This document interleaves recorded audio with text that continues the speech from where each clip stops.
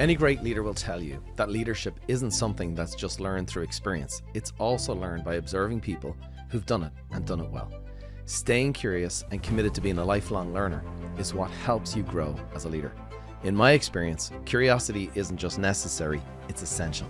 And today, we're going to dive into what's causing anxiety in leadership and how we can manage it with my good friend, Dr. John Delony. Start looking at those as your body's way of getting your attention and say, hey, things aren't all right. So you have to do that work with, what is my purpose? Why am I here? What am I doing? And if you don't have that, your body will go bananas. Well, let's inject humanity back into our lives. What I love about John is his ability to share practical ways to take care of yourself so you can lead others. I'm Dermot Buffini, and I'm the Curious CEO. Welcome to the Curious CEO, where leaders come to learn from leaders. Today, we're going to talk about how we can be a non-anxious leader. And to help us remove the anxiety from leadership, I'm joined by mental health and wellness expert, best-selling author, and the host of the Dr. John Delony Show, Dr. John Delony. John, welcome to the Curious CEO. What's up, DB? How we doing? It's great to see you. You too, man. The last time we hung out was one of my favorite things I've ever done. That was awesome. Well, yes, it was. We met.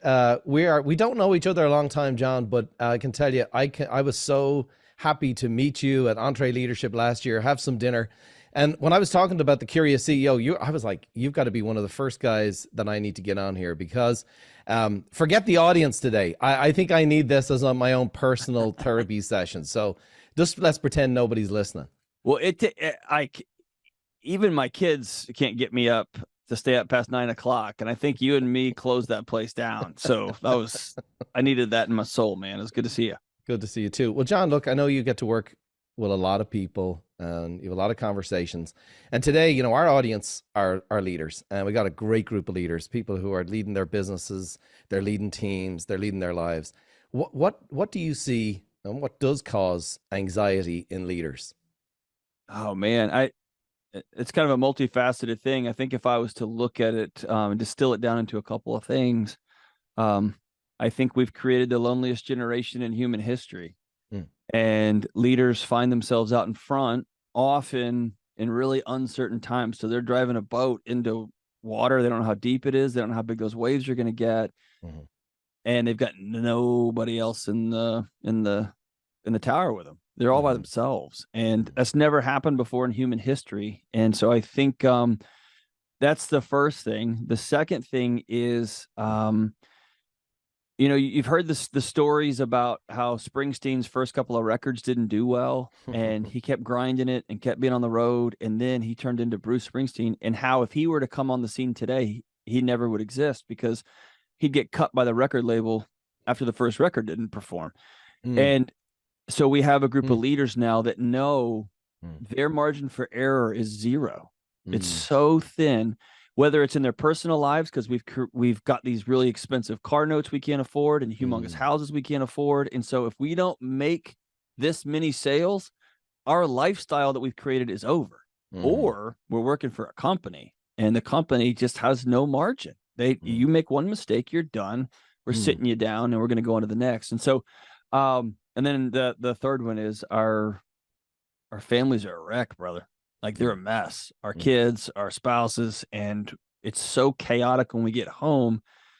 The safest, most useful we feel in our lives is when we're at work, and our work has replaced our entire identity, and that's tough. It's tough. So let me just dig in. What I heard you just say is, from the leader standpoint, is number one, isolation, and I'd imagine COVID didn't really help with that. I'm sure whether it's, I noticed the change in my kids, the remote workforce. The second thing what I'm hearing you saying is there's kind of like less opportunity for some grace, a grace period.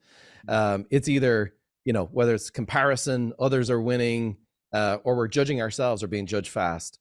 And then the third thing is what I'm hearing you saying is this is kind of trickling down from not just our businesses, but into our households. Well, I think it's actually the opposite. For all of human history, your tribe was your identity. And then the thing you did supported the tribe.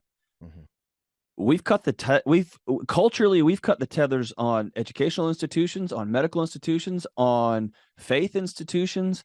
Mm. And now we've cut the tethers on our family institutions. Mm. The only place we have left for any sort of meaning and purpose is work. And so how do we achieve that? With financial, like, give me a number and give me a title. And that is that's not something your body can anchor into as a sense of purpose and identity. And then we go home and it's flipped, right? You used to go to work. It was your job. You clocked in, you clocked out, and then you went home and did your life. Now we go to work and we go home and we clock in and clock out and do other things that we got to do so that we can get back to work. And that's backwards, man. Sure. My dad, painter, decorator, went to work at the same time every day, came home at the same time every day. We had dinner at the same time. And we got together. We knew that's feeding time. And all the buffinis, all the little animals would come down for the grazing, but we would connect. And that's what I'm hearing you saying is like, that was life. That was life. Yeah. We're built for connection. We're built to be in our tribes. And what I'm hearing you say is that those things have been, we were watching the Super Bowl the other day, and like for the first, 2/3 of the game, everybody was on their phones watching the game. I don't watch the kids and people on their phones. I'm like, nobody's really here. And then the last quarter, everybody tuned in. So what are some of the things, like what can we do to, and obviously those things are, what I'm hearing you say, they lead to our own personal anxiety. And how do we start to remove this? What are some of the things that we can do to build connection and to remove the anxiety from our lives and from our kids' lives? Oh man, that's I got myself in trouble answering the question about the kids. I think I don't see a path forward unless we recognize it for the disease that it is. And so it's back in the 20s and 30s, right, when cigarettes were coming on. My granddad tells a story. He's passed away, but told a story about how they gave him cigarettes when he was really a little kid because it calmed him down, right? Like, Eric, just give him a cigarette. And then in the 40s and 50s and 60s, everyone smoked. And then they were like, hey, by the way, it's going to kill everybody. So there's these big stop smoking campaigns. I think we're at that level. We're watching our culture dissolve in front of us. And so we have to say, okay, I am going to make human connection. I'm going to make being with other people a priority. And that's annoying because it's hard. It's annoying because I don't know how to do it. And it's annoying because I got to be around. People are annoying. They're the worst. Dermot, they're the worst. That's why when two guys finally connect backstage at an event, you end up shutting the place down because it's like, oh, thank God, right? Finally. And you and I grew up on different continents. It's like, I don't care. There's a guy, and I'm everything else in my life I'm going to forego. My sleep, my health, my tracker, because I actually am having a real conversation with the man that I admire and that I trust. Mm-hmm. And so I think it's putting it at top of mind, not just adding it to a to-do list. When it comes, you want your kids to be less anxious, fix your marriage. Kids absorb the tension in their home. Mm-hmm. And so if your kids are anxious, ask, what about this environment is telling my kid's body that it's not safe? Mm-hmm. And almost always it's marital tension, it's financial tension, or it is this idea that your kids their job is to make you not mad or make you not uncomfortable or to perform so that you feel like you got a good grade on your parent report card, which doesn't exist, by the way. Mm-hmm. But their job is to prop you up. And so I think it's backing up and saying, hey, what if we intentionally created a life that was non-anxious? Not that we intentionally created a life where we have $1 million. What if we created a life where we're intentionally not anxious? Here's what's awesome. Everybody is drawn to those people who are peaceful, who just have confidence and radiance and security. Mm-hmm. Let's build that. And I promise you the money will come. The business success will come. The employees will stop leaving because you become a human magnet for other people. Mm-hmm. You become the the planet which everybody else orbits because you have this elusive unicorn thing in our current culture, which is peace. Yeah, for sure. And as you're saying that, like one of the our clients, they pay to be coached. They want to be in business for themselves but not by themselves. Yes. I think as well, what I see a lot in leaders is the anxiety is it's all on me. It's all on me. And as you said, I think what we're trying to do is provide value to our leaders in such a way they can lead themselves before they lead others. And I know that, you're a big proponent on that. So how do we get the peace? How do we, like, we see people with peace, right? I know what my routines are. I know what they look like when they're good. I know what it looks like when it's strong. And I know, a lot of times when my routines are stronger than my circumstances, I do a lot better. When my circumstances are stronger than my routines, I'm in trouble. So how do we bring peace? All these folks on here, you've got a coaching call, time with you. I want you to speak into their lives and give them real specifics of, like, here's how you bring peace to yourself, lead yourself before you lead others. I love that question. So first thing we're going to do is we're going to ask our bodies, or we're going to make peace with our bodies. What if the anxiety's right?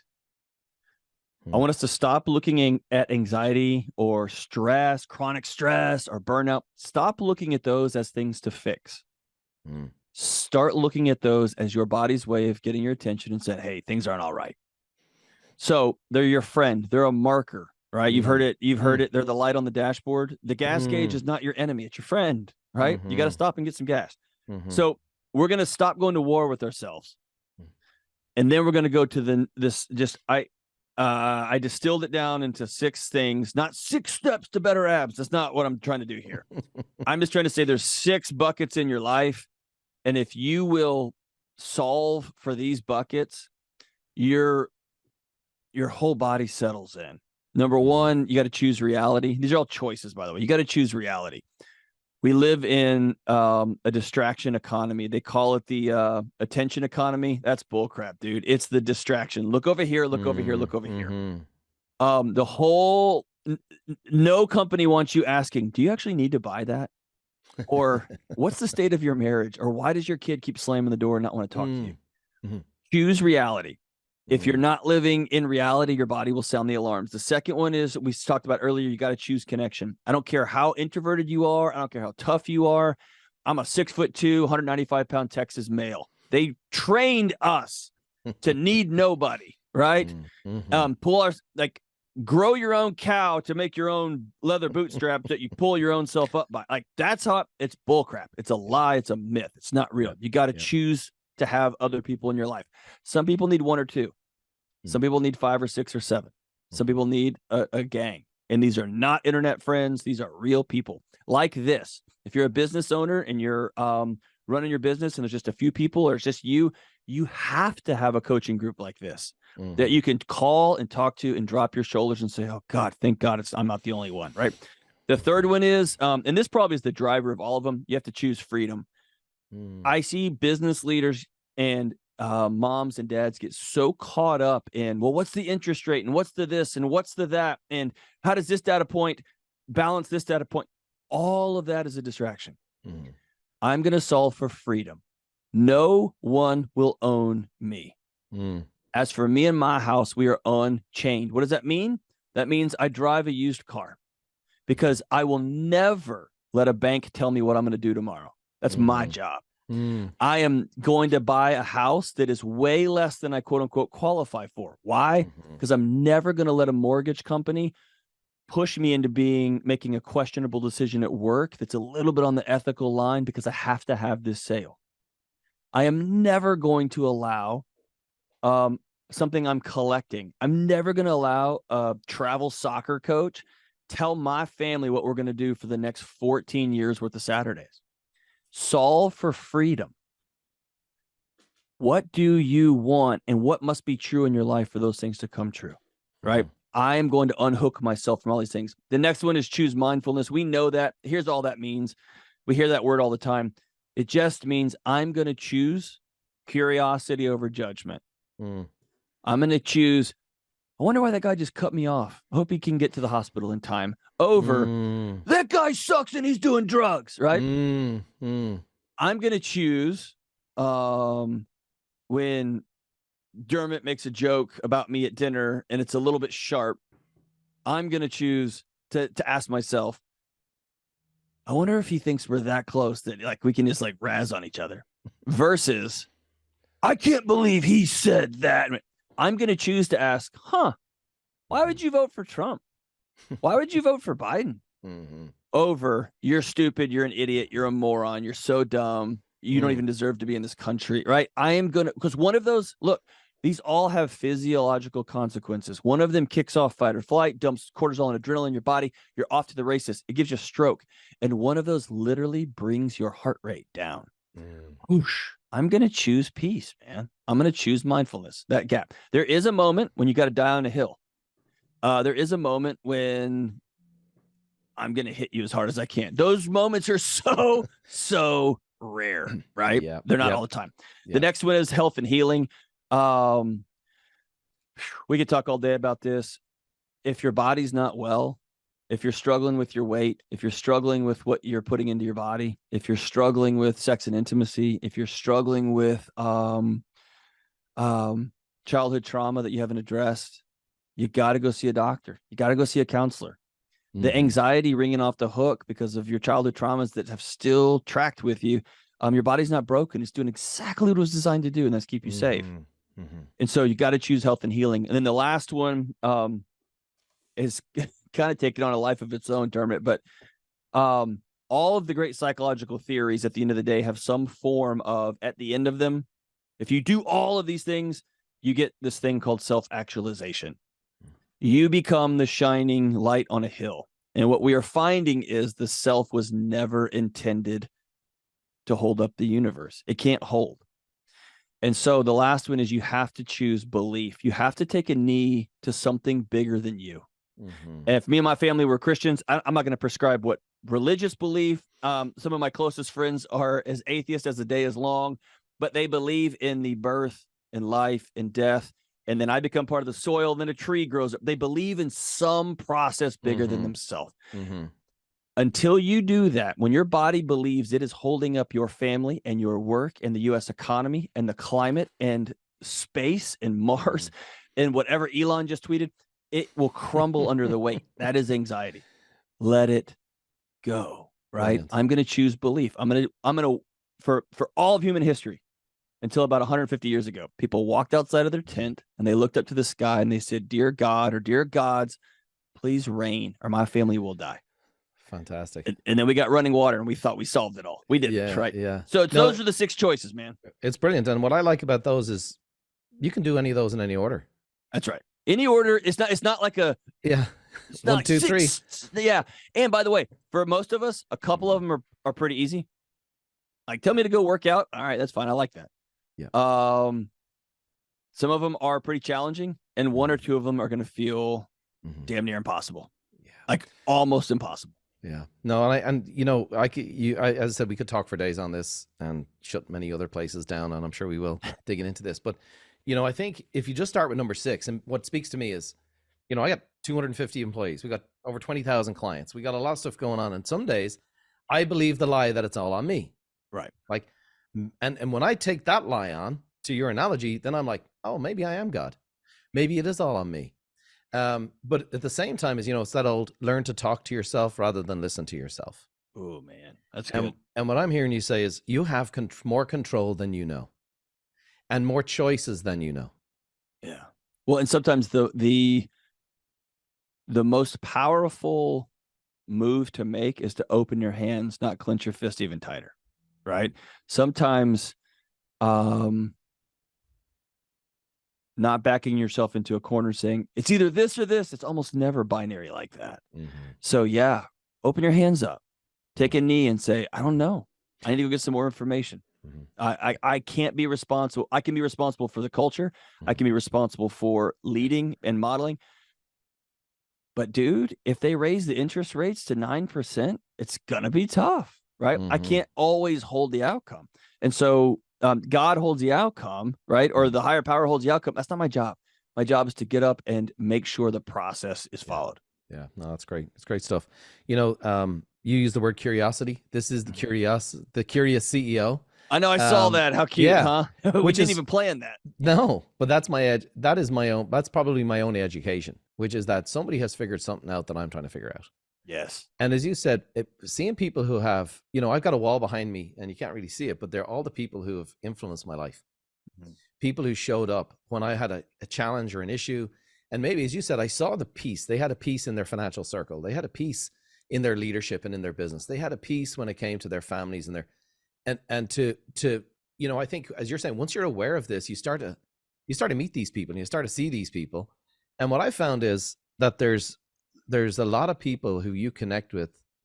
They're only too willing to help you and make time. Like, you're a busy guy. And honestly, I really appreciate you making the time to join us today, because I know you've got so much on your plate, but you were just so happy to help me in helping our clients when I shared with you, what the whole purpose of the show is about.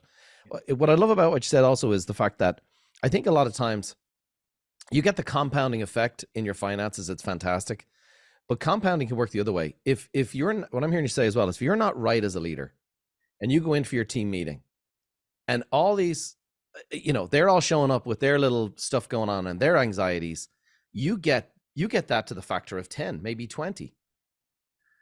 So how do you suggest that our folks prepare themselves before they go to meet with the team? You know what? I think that's the question of our time. I just walked out of a meeting with happened to be a pastor from a massive church that drove in to spend some time with me, and it was reiterated. I think the current generation of leader faces adversity, faces hard stuff, faces the first lawsuit, faces the first big multiple quarter loss in a row, faces the first big thing that's out of their control completely. And they feel that anxiousness, they feel that I don't know what to do, and they think then, well, then this is not for me. I quit. I'm out. And what I always want folks to know is, no, it is for you. What that means is you have to do the work outside so that you can show up for these hard moments. If every firefighter just left because it was too hot, we're doomed. I need the firefighters to go do their personal workouts, to make sure their marriages are okay, to make sure their equipment works, so that when my house is on fire, they can come in. So it goes back to these choices. Leaders have to do this stuff in their house first. They have to do this stuff in the mirror first. Who's running your life? Who's making choices for you? Where are you not free? Where are you avoiding reality? What conversation do you need to have with your romantic partner, like today? Because that stuff comes with you. And by the way, McDermott, yes, everybody else's stuff comes to you, but everybody in that office feels you. We often put a lot of emphasis on saying the right words and making sure we say that. Dude, you could walk in and sit down and your company leaders will know our company is doing great or we're not doing okay. And you don't have to say one word, right? So it is honing. I'm going to chase and go after peace and stability and strength. And I'm going to do whatever it takes to get there. And that's going to carry with me. We've all had leaders who walk into a room and say, hey guys, it's going to be tough. We're going to have to make some hard cuts. And you leaned in, you're with them. And then we've had the leaders that are like, it's all coming down, right? And we race up. Yeah, right. Same message. Just one of them had stability and peace and the other one didn't. But the reality of it, because people can handle the reality. It's like, hey, it's going to be hard. We're going to push through. Here's what we're going to do. And here's what I'm going to do. Absolutely. What I also heard you say is, which is great, is that use the anxiety or the symptoms of anxiety as the dashboard. Yeah, I'm not going to war with my body anymore, man. Our whole culture has told us you're wrong. Something's broken. If you're a survivor of something, hey, that's all you're ever going to be. That's all you're ever going to be as a survivor. Just go over in the corner and we'll send checks. That honestly, listen, of all the things that I heard during COVID, one of the most powerful moments was from Mike Rowe, the great Dirty Jobs guy, right? And he said, the great tragedy of COVID was, we told 38 million people that your jobs were essential. And we told 300 million Americans, hey, you know what? Just go home. We'll mail checks. And everybody exhaled and realized, oh, I don't play a role here. And we all went stone mad, right? So you have to do that work with, what is my purpose? What am I doing? Why am I getting up and doing this stuff? Why am I here? What am I doing? Why? And if you don't have that, your body will go bananas. Yeah. Well, look, we got a bunch of great leaders on here who they're growing themselves. Like they invest in themselves. They're like, hey, they're self-aware, and they also have humility to really listen to a coach. to sign up for a coach. And these are very successful people. Okay. I see success causing more anxiety in people because just as the things you said, it's like that lifestyle that I've built a life on. Hey, I'm driving the new car. Oh my gosh, what will people think? And I think as we're heading into we're in a tough season. I mean, our clients are in a tough season and they're battling hard. Just real practical. If where do we start our day? Where do you start? Where should they start to prepare themselves? If today is a new day, tomorrow's a new day, where would you recommend that they start their day, do during the day? And what are practical ways that they can just kind of keep themselves in that peace zone, not in the pain zone? I start my day the night before. I know that sounds cliche. Hmm. I have a simple note card, and I wish I could market it and sell it for a whole bunch of money, but it's a note card that I got for like 59 cents. And I write down the workout I'm going to do the next morning, because nighttime John gets a vote, morning John does not. And I write down the things that I know I need to do. Mm-hmm. And then when I wake up in the morning, and this is a relatively new addition to my life that is just paying comic dividends, the ROI, it's been ridiculous. So I start my morning with a prayer.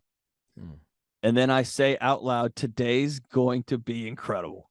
And instead of going, oh crap, because I realized my day, I got out of bed and put my feet on the floor with an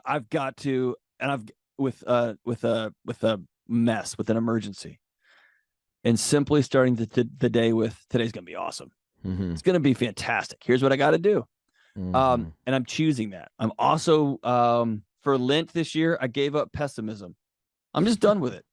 The great Amos Tversky said, pessimism is stupid because if it comes true, you experience it twice. Once when you worried about it and once in reality. Why not wake up and say, today's going to be awesome. And I'm going to have that conversation with my wife that I need to have, and it's going to go way better than I think it's going to. Why not lean in there instead of going dread, and then have it and it goes bad? Well, then the whole day's shot instead of just the end of the day, right? Mm-hmm. But I already have a list of things I got to knock out today. I'm going to go get them done, and it's not an overwhelming list. And I also have become highly intentional about creating space in my mornings. I used to overprescribe every minute of every morning. Now I need to make sure I've got space in case my daughter goes, hey, Dad, can we dance?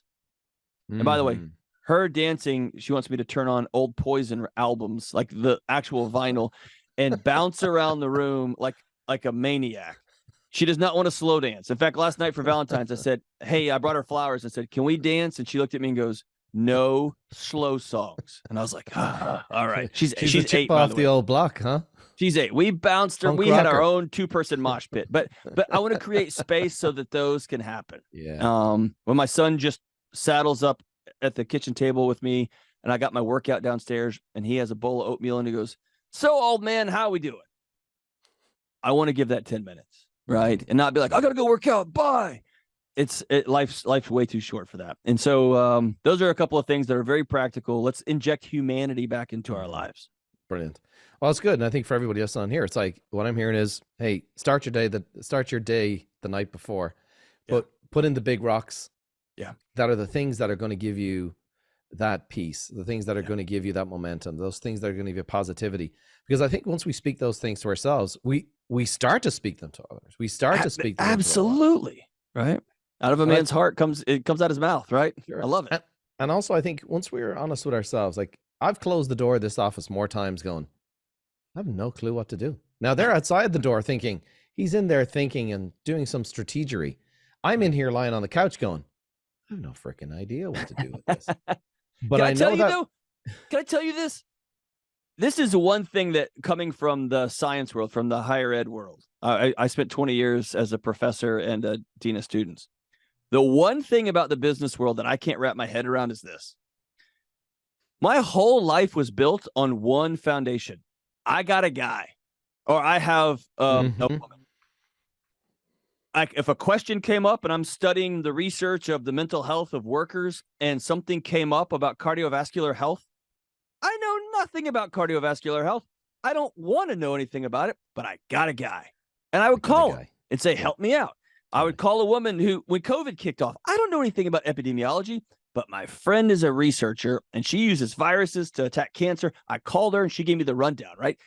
In business, I watch leaders all over the country. They shut the door and they put their hands on their head and go, what do I do? And that's the moment when you should have a Rolodex full of people like, exactly. oh, I got a guy. Exactly. And it's a point of pride how big your Rolodex is. It's not a point of pride on how many things you could do all by yourself. Totally. And I like as you're saying that, I go, that's certainly resonates with me, because I can speak what I need, what I can control into my world. And I can take action on that. And I know that's going to give me momentum. That's going to give me peace. That's going to give me hope. That's going to give me motivation. And at the same time, with my curiosity brain, who can help me? And I've noticed that once I put my mind on that, next thing I start having conversations at the golf course. I started having conversations with the people. They're like, who you used to meet with? And I think that's where you can grow, you can work your day and work your Rolodex, as you said, to make your problem kind of just like, hey, this is normal. This is normal. Well, look, John, we could talk all day, and I'm going to respect your time. This is fantastic stuff. Would you be okay hanging on for another 20, 30 minutes? Our coaching members, I know they're going to have questions for you. Bring them on. I know you're busy. So if you can hang on, that'd be great. For everyone else, I hope that you've enjoyed The Curious CEO today. I hope you please get a copy of John's newest book, The Non-Anxious Life. And also, the Dr. John Delony Show is fantastic. I want to tell you something. This guy is the real deal. He has a passion to help people. He has a personal story that he speaks out of. He does this stuff, and he's one of the good guys. Now, we're going to go backstage with our clients. For everyone else, I want to thank everyone for joining me on the show. We'll be back next month for another episode of The Curious CEO, where we'll be joined by internationally renowned leader Tammy Bunnell, who's the co-chair and CEO of Exit Realty. She's going to talk about the importance of leading and developing your team to help them achieve their full potential. So until next time, stay curious, my friends. Thank you for joining us on this month's Curious CEO. If you're ready to take your leadership to the next level, maybe it's time for you to work with a Buffini certified leadership coach. Our coaches will help you identify and leverage your natural leadership style, develop a strong organizational culture, improve recruiting and retention, and increase the profitability of your business. And among the benefits of our leadership coaching membership is a backstage pass to the Curious CEO that allows you to ask your questions directly to Dermot and his amazing guests. If you'd like to see if Buffini Leadership Coaching is right for you, schedule your complimentary leadership consultation using the URL on your screen.